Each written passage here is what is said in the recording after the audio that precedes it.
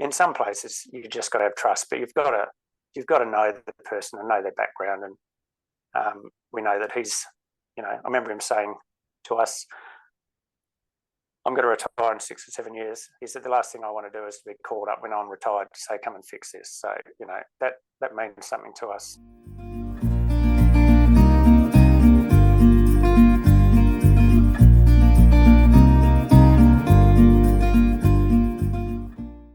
I'd love to dig into that a bit more, because that was something that was really interesting to watch. Was whilst you didn't do the pack process, you still sought a lot of costing information from local resources along the way to ensure that the design decisions that you were making and the selections that you were making were going to work from a budget and a performance point of view, and you sort of balancing that. And then also, obviously, always testing and understanding what was going to be available locally or not going to cause you problems in terms of its supply.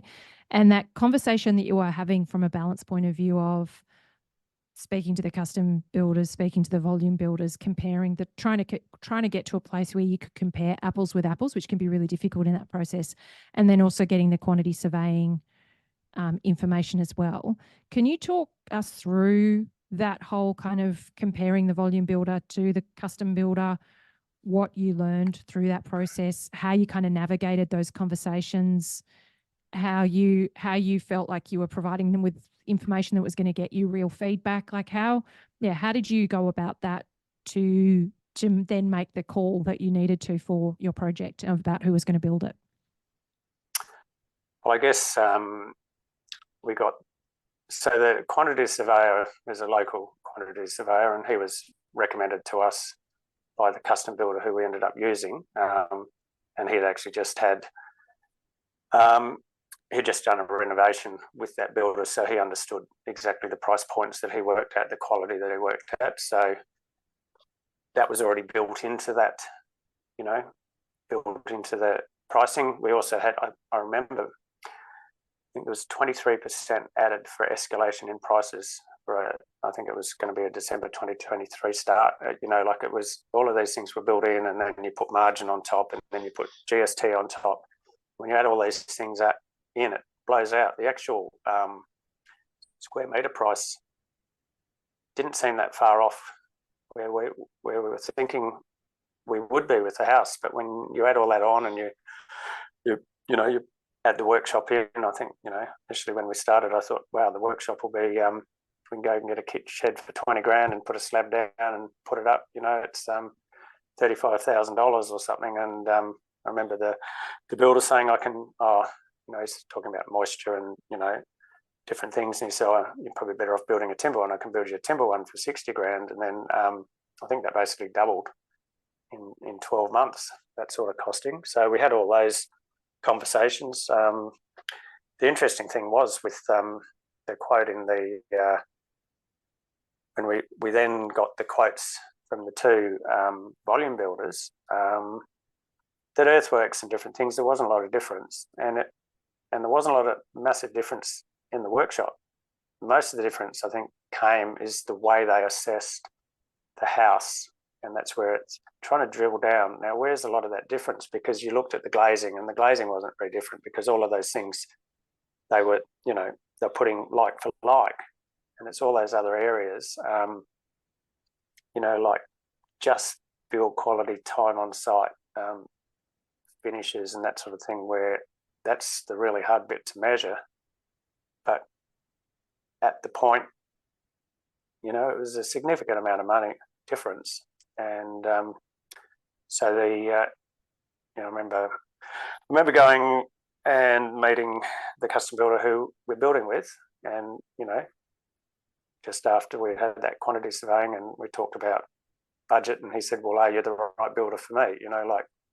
Or am I the right builder for you, effectively, because it's going to be what it's going to be, because that's the way I build, and I build to quality.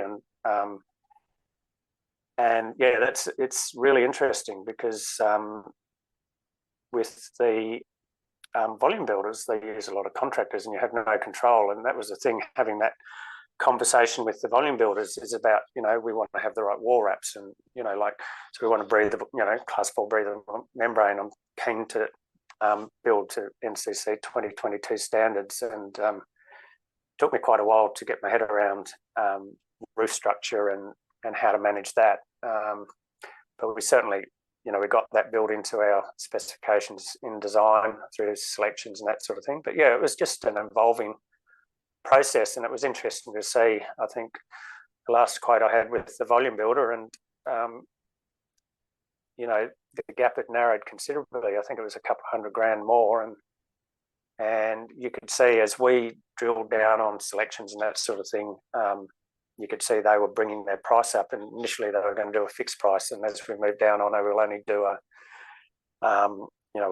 a cost plus towards the end, and then we just sort of parted ways. Probably September last year, I guess. It was like they said, we can't meet your timelines, and I think some of that was they're thinking this is going to be too hard for us to meet our requirements. I think that's where it came from. So I don't know whether I've asked your question, but yeah, that's part of that process. It was an interesting process. Yeah, and it the was other quite thing too, just about the early stages, when we got the quotes, I made it quite clear that this is our design, and we want you to quote on our design, and I made it quite clear that we want to protect that design. We don't want the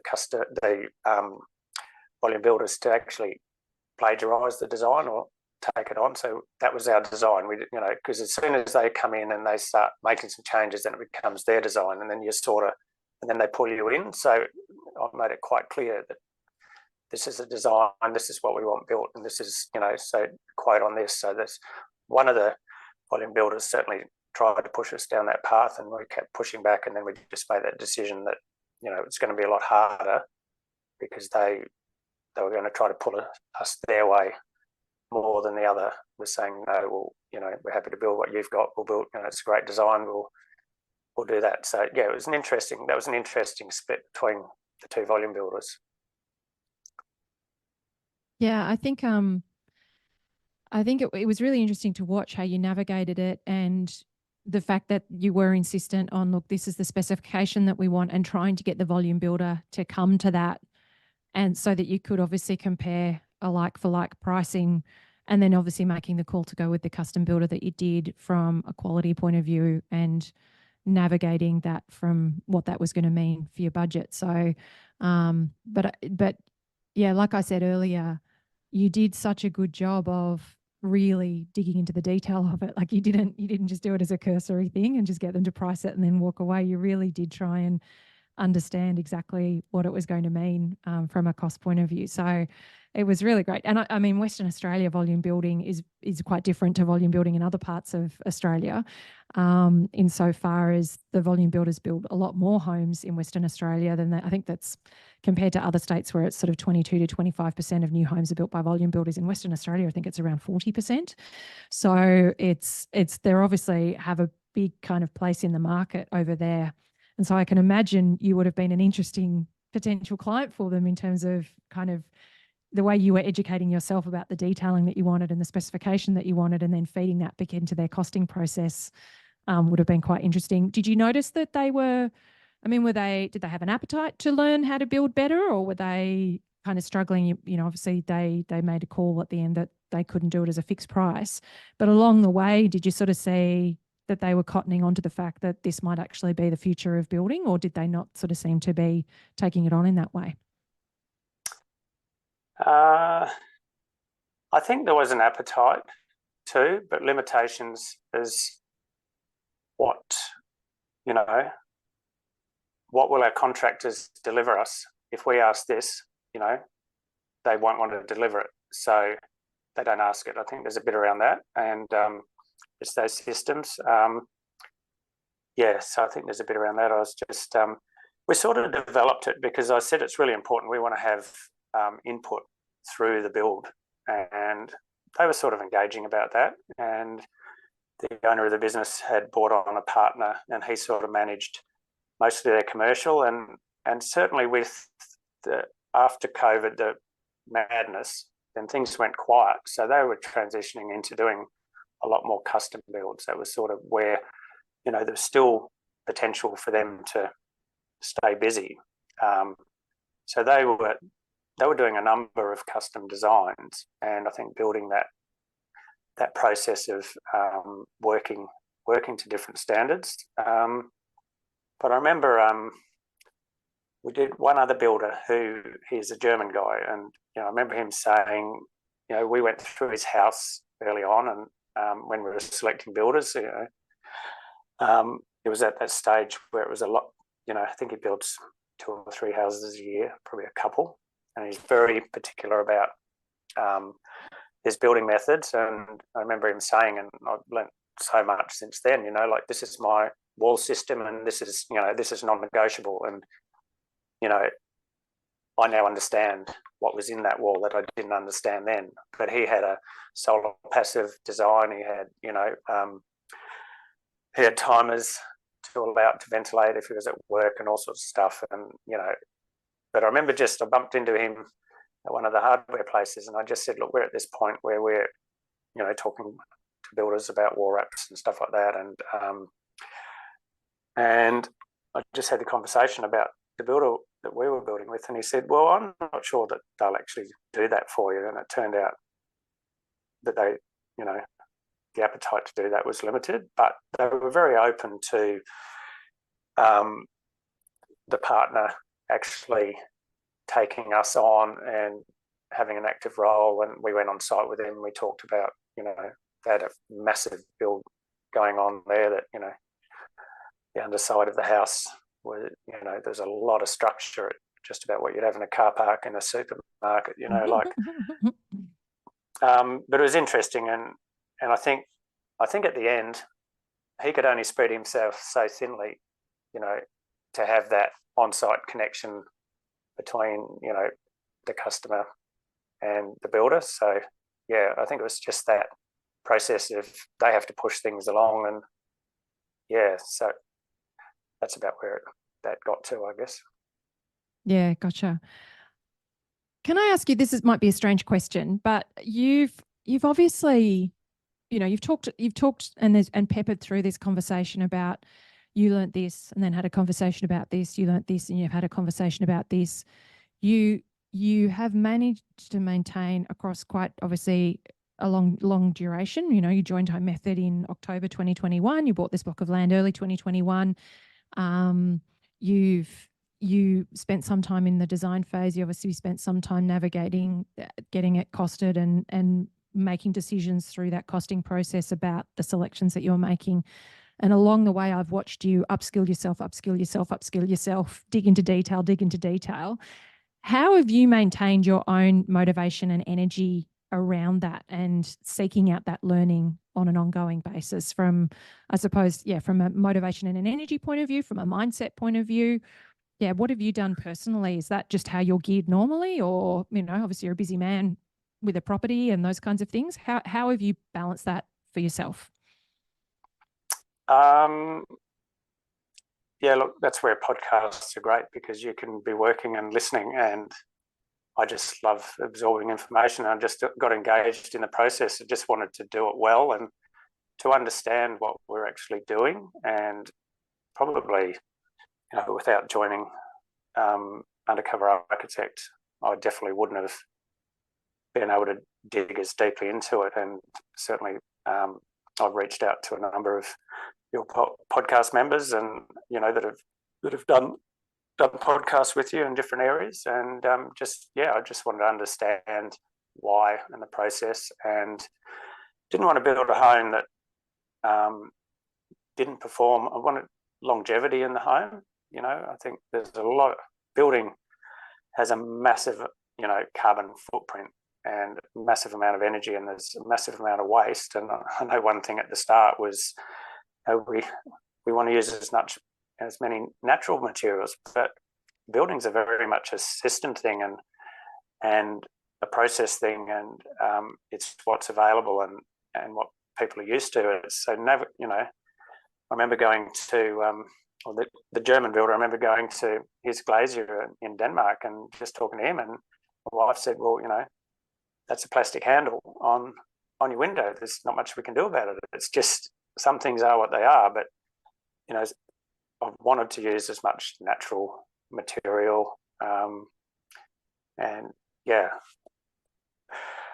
So timber and just getting to the basics. I mean, not ready yet to jump into the low carbon concrete or anything. I just thought we're too late in our design stage for that sort of thing. It was interesting. I didn't think Wholesome, who you've done podcasts with, I didn't even realise they were actually in Albany. So we could have actually gone down that path. But I've just stayed with, a lot of the stuff has just stayed with the builders. Tried to work with the builders, his process and who he deals with, and then quietly, I suppose, just bring in some ideas. I'm probably digressed a bit off where the question was, but no, that's excellent. And that's the thing. I think you've probably heard me inside Home Method saying, don't over-own your responsibility in this. Don't take on the risk of trying to tell the builder things that mean that the builder can, if there's any issues with it, the builder can deflect fault to you as the homeowner. Remember that you're working with professionals who need to take responsibility for the role that they're playing and the advice that they're giving.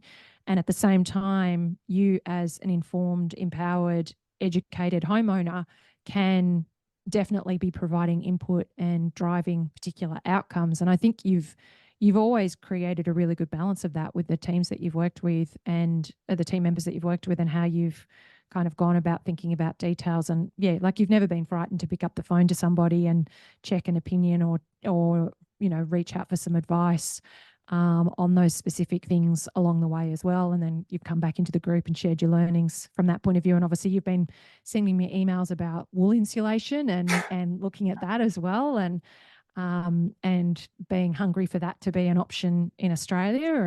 And it's been really great to see how you've navigated it over the whole project. It's been a really fantastic experience for me to see you as a homeowner, the way that you've navigated this.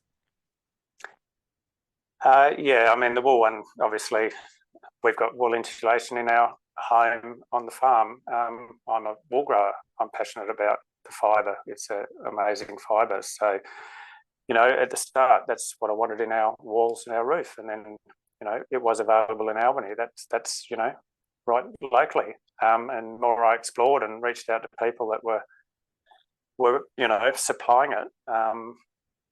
Suddenly it's not even available in Australia. And then, I got it quoted from New Zealand. And it was $46,000, I think, the quote to insulate our home. And so that's where you step away from a lot of the volume products, freight and different things. Just, staying with the process is where a lot of the dollars get burnt up. But so we've ended up going with earth wool in the walls. I think we might actually end up with rock wool. I've connected really well with Andrew Wisby, who's got Hybrid Green in Perth, and he did a podcast on the Yak podcast with the Sustainable Builders Yak. Yep. Yeah, and he was actually a wool classer, so but it's interesting having those conversations and just learning why some products are better in some areas than others. But we've always wanted a healthy home, low VOCs, and it's one of those. Yeah, I could expand on that a long way, but that's probably not a story for here. But but that's it's all those products that at the end of the day, we've got a budget and we're way beyond where we need to be, but we can work within that. But yeah, there's a limitation. So I'd love to try, some other products, but sometimes, just staying with fibre cement and different things as cladding, and stay with what the builder works with. And it was an interesting conversation I had with the builder. I did ask you how do you deal with asking questions without insulting the builder, because you're maybe asking a question that he can't answer. And then so I just researched the James Hardie products and their installation requirements, and so I just got my facts, and then there's two options. You can put a class 4 vapor permeable membrane. You can either direct fix to the wall, or you can have an air barrier. And so I just tried to very carefully ask that question. And I remember we went and met with him that morning, and he was a bit of a grumpy fella, but by lunchtime he said, well, we can do it, but it is that, how do you bring some of these things into the conversation, because they're trying to get to an end result, and they've had processes that they've worked with for so many years that work, and they don't want to actually move too far away from it, because they're responsible for your build and the quality, and if there's a problem. So it's just keeping them, they've got to make those decisions, but you can still have the conversation about how do you bring this in. And I just said, look, I just want the walls built to NCC 2022 standards, and a climate zone 6, that is a class 4 vapor permeable membrane, because I don't want to have mold issues in the walls, because we do want to have, we're not going to have a really tight home, but we're going to have a comfortable home that, so they're just conversations that we've had along the way. Yeah, it's absolutely fantastic. Can I ask you, because obviously you and your partner have had, you've navigated this project slightly differently. You've had different roles in it. How have you found that as a couple working through this project, and where you've sort of seen your strengths and your approaches to things, inform the way that you've worked together on creating this home? I think luckily we've both been pretty similar, I suppose, expectations of what the home will bring us. So that's been really good. I've got plenty of confidence in my wife's, colour selections and different things. So we have a couple of different agreements on where a fridge should be in a kitchen, because I know if it's in an area where we're going to be on top of each other, then it's better off somewhere where there's easy access. It's just a couple of little things like that. But I've gone down this UA path, and I think your blueprint is, you've got it, you've nailed it. And but every build's different, and navigating it. And I can see that there's areas. Gabriel, I think probably September last year, brought in a interior designer, and just sort of, and she identified a few things in our floor plan, and we just swung a few things around. There mightn't be enough depth in the study area if you're trying to get past, and so we just swung a few things around. But if that could have happened earlier, it might have shortcut a few designs, so that would have saved a bit of cash on our cost with designer. But I think the most important thing is ending up with the design that you're happy with at the end, and we're very comfortable now that after the pad's gone down and that sort of, we're really comfortable with the layout and the way everything's coming together. We're not thinking, oh, that's too, we've messed up here. It was an interesting, walked on site and I thought, we've got 2,400 door heights, and we went in there and I looked and I thought, that looks low. Got the tape measure out and they were 2,100, and we just sent an email to the builder on Monday morning. We waited till Monday morning and then nothing, and then phone call on, that was an email back on Tuesday just saying the boys are a bit embarrassed, they'll rectify it in their own time. It's just, they just got into the flow of building and just did the normal process, and just they didn't go back and read the plans, but there was no issues. So that's off track, but that's the process of I think the more you can bring forward, you talk about your selections and bringing them forward.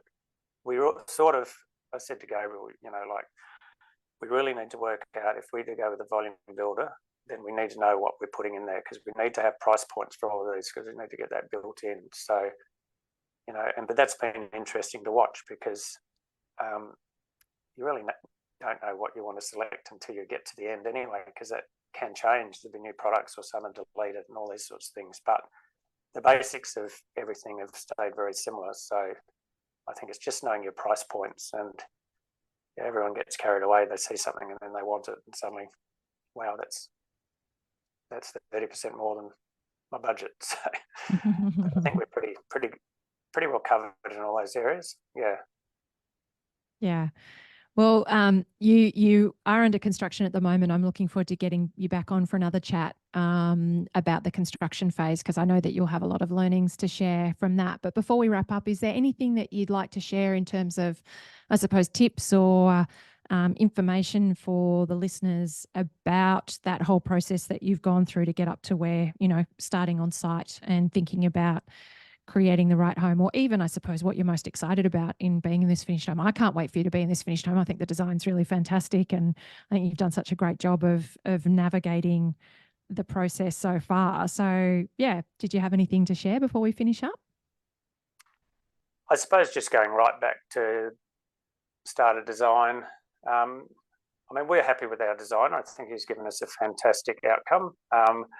Things aren't perfect in all areas, but we're happy with the design. Probably in that early stages, maybe we would have said, now give us 2 designs. We'll go down. We might have had a longer, a different design that, with a pavilion style, we've got a larger wall area and costs go up and that sort of thing. It would have been good to maybe just explore a different design and just seeing if that where see where it went. We're certainly happy with our design, but I think, yeah, just keep an open mind early on, because I know there's sort of actually getting attached to a design. I remember when we got to the point of getting to financing, and we took our design, talking to our farm consultant, talking about getting finance. She said, "Why does that cost so much? I can't understand it. I built a home, 7 years ago with a volume builder, and it's got all this glazing and stuff, and it was, $400,000. Why is it significantly more than that?" But I think, yeah, you just got to look at the value of your block. We've sort of gone through all of that and worked out, yes, we can still justify the build. It's it is our forever home, so that's really been important. And that's probably one of the things that I've wanted to put a lot of energies into it, because it's the only chance I'll get to do it.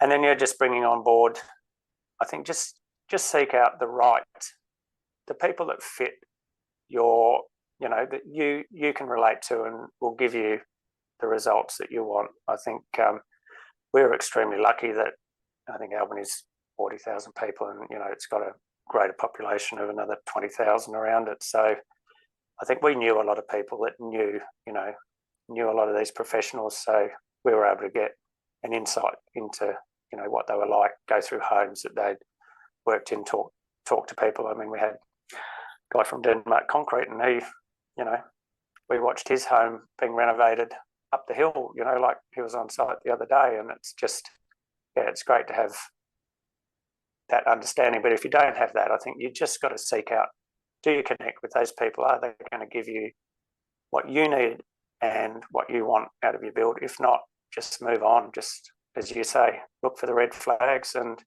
if they're there, and time. I remember the builder saying with our design early on, I was thinking, okay,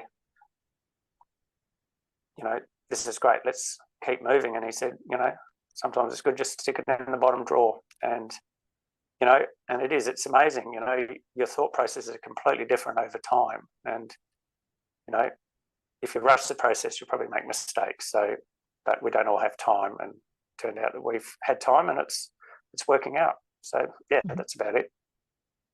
How do you think Home Method has helped you through this process? Because you've obviously, as a member, you've navigated it in a different way in terms of you being willing to ask these questions and make these phone calls and, explore these different avenues and that kind of stuff. How have you found that Home Method's helped you through this process overall? Look, you've got a very unique resource. So in every area, it's helped. So, I think there's a lot of value in just that trust that what you're hearing is actually what it is. It's not just, there's a lot of greenwashing and a lot of promotion and stuff. It's seeing through all of that. It's just looking at the facts and stuff like that. So I think there's a lot of value in that, and your resources are just amazing. Whether it's, it's interesting. A lot of things we haven't done, we've just done through trust and knowing. And I remember, it took a long time to get finance, because being a farmer, you don't have your income varies significantly, and we'd worked with our bank that they'd never ever done finance for a custom build, and the conversation went from June till December pretty much. But we decided to go with our custom builder in October. We basically said to him, we still didn't have our finance, but we knew we were going to get financed, and we knew that if we didn't get on and start to put things, all the ducks in a row, we wanted to try to get a pad down either before Christmas or immediately after Christmas, and utilise that summer, the dry summer period, for getting all of that work out of the way. In some places, you just got to have trust, but you've got to know the person and know their background. And we know that he's, I remember him saying to us, "I'm going to retire in 6 or 7 years." He said, "The last thing I want to do is to be called up when I'm retired to say, come and fix this." So, that means something to us. So, yeah, it's just finding that side. So whether that's answered the question, but I think, the resources are amazing. Yeah. Thank you, Michael. Your podcast. I've always loved your questions for our Home Method Q&As. You've always got really great questions that I know offer a lot of value to other members as well. So that collective learning journey is definitely one of the things. The community inside Home Method is just fantastic. So you've always been a really great member. So I'm looking forward to getting you back on to chat about the construction process. Super excited about that. And it's really great to be seeing your home coming to fruition. Thank you so much for your time and for sharing your information so generously. I know that this is going to be super helpful information for those who are thinking about building as well. So can't say thank you enough. Really appreciate you being here. No, I appreciate the opportunity, and it's quite happy to participate. Hopefully there's some value there. Thanks, Awesome. Amelia. Thanks.